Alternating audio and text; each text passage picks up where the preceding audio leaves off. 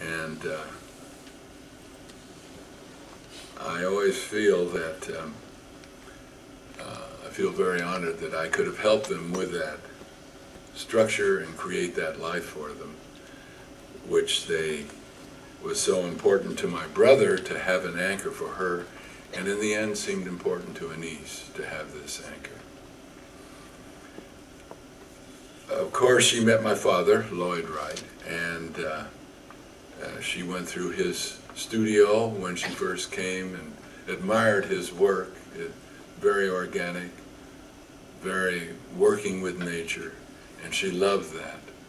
And one building in particular that she liked most of all was the Wayfarers Chapel in Palos Verdes, which, very interestingly, my father had designed this, what they call the glass chapel, and the sides and the roof were glass, and then along the sides were planted redwood trees. And my father said, those will be the real church. They will really cover the glass, and you will look up through the pine trees into the sky. And what better sanctuary to celebrate God. And after they had built the chapel, one of the ministers of the chapel came to my father, and he said, Mr. Wright, have you ever read what Swedenborg, this was the Swedenborg church, what Swedenborg said that he wanted for a church? And my father said, no, he hadn't known that Swedenborg had talked about it.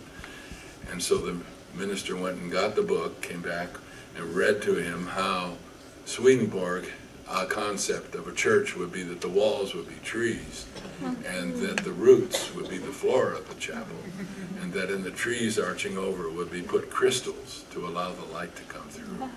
And my father said, my God, that he must have been standing over me while I was designing this.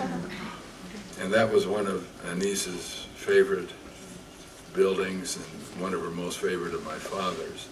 And she wrote this small piece about it.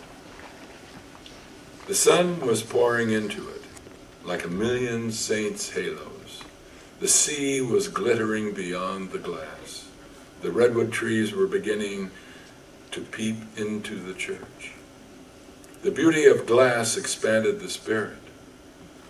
Let it loose among the clouds and in nature. What a poetic concept of a church. Not to enclose, in dimness, in stone, in tombs, with votive candles burning, but to free the spirit, to follow the clouds, to glitter with the sea, to grow from the earth, richly scented with flowers and leaves.